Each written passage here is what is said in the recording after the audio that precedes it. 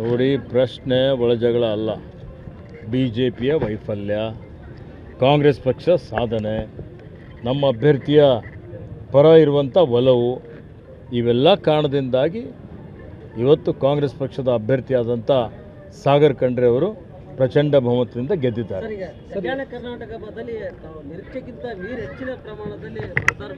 ಕಲ್ಯಾಣ ಕರ್ನಾಟಕದಲ್ಲಿ ನೋಡಿ, ಇವತ್ತು AICC ಅಧ್ಯಕ್ಷರ ತವರೂರು. ಇವತ್ತು AICC ಅಧ್ಯಕ್ಷರು ಭಾಳಷ್ಟು ಕೊಡುಗೆಯನ್ನು ಕೊಟ್ಟಿದ್ದಾರೆ. ಮಾನ್ಯ ಸಿದ್ದರಾಮಯ್ಯಜಿಯವರು, DK ಶಿವಕುಮಾರ್ ಅವರು ಕಲ್ಯಾಣ ಕರ್ನಾಟಕಕ್ಕೆ ಭಾಳಷ್ಟು ಅನುದಾನ ಕೊಟ್ಟಿದ್ದಾರೆ.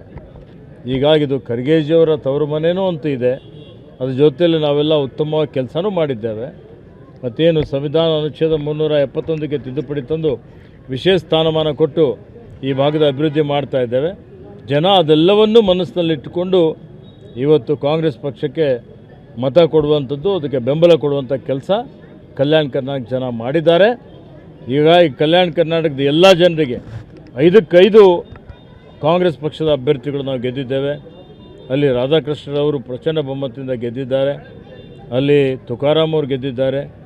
ಅಲ್ಲಿ ಇವತ್ತಿನ ದಿವಸ ಕುಮಾರ್ ನಾಯಕ್ ಅವರು ಗೆದ್ದಿದ್ದಾರೆ. ಮತ್ತು ಇವತ್ತು ಹಿಟ್ನಾಳ್ ಅವರು ಗೆದ್ದಿದ್ದಾರೆ. ಕೊಪ್ಪಳದಲ್ಲಿ 5 ಕ್ಷೇತ್ರದಲ್ಲಿ ಗೆಲುವನ್ನು ಸಾಧಿಸಿದ್ದೇವೆ. ಹೀಗಾಗಿ ಕಲ್ಯಾಣ ಕರ್ನಾಟಕದ ಮಹಾಜನತೆಗೆ ನಾನು ಪಕ್ಷದ ಪರವಾಗಿ, ನನ್ನ ಪರವಾಗಿ ಕೃತಜ್ಞತೆಗಳನ್ನು ಸಲ್ಲಿಸ್ತೇನೆ.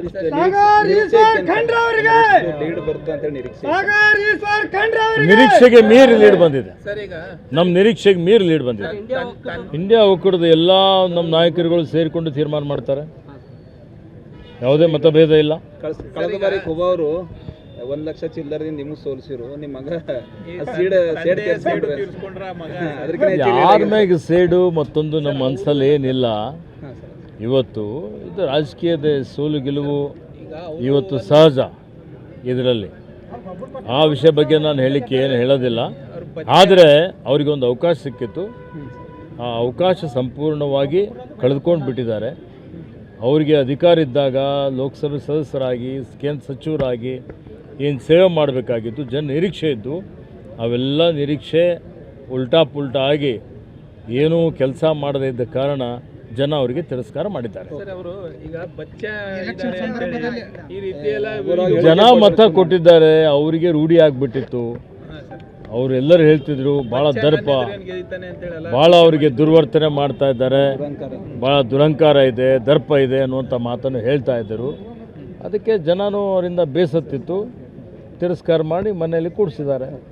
Thank you.